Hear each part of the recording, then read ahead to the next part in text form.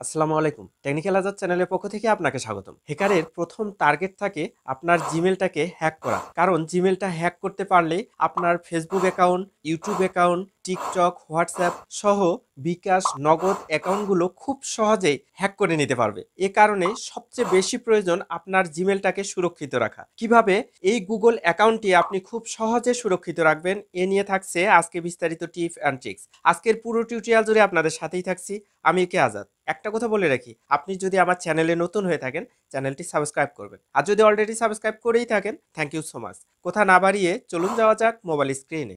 সেটিংসটি ঠিক করার জন্য আপনার ফোনের গুগল ক্রোম ব্রাউজারে চলে যাবেন। আমি আমার ফোনের গুগল ক্রোম ব্রাউজারে ক্লিক করে দিচ্ছি।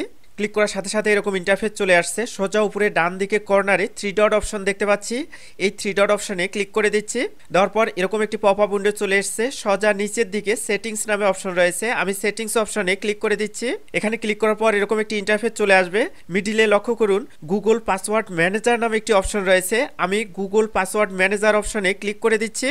এখানে ক্লিক করার পর সকল পাসওয়ার্ড দেখার একটা ব্যবস্থা চলে এসেছে google.com, অর্থাৎ যদি জিমেলের পাসওয়ার্ড দেখতে চাই এখানে ক্লিক করতে হবে, ফেসবুকের পাসওয়ার্ড দেখতে চাই এখানে ক্লিক করতে হবে।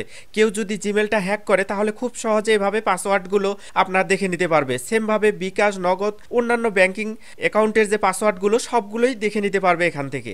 এটি বন্ধ করার জন্য একটু নিচে এসে সেটিংস নামে যে অপশনটি রয়েছে এখানে ক্লিক করে দিতে হবে, আমি সেটিংস অপশনে ক্লিক করে দিচ্ছি।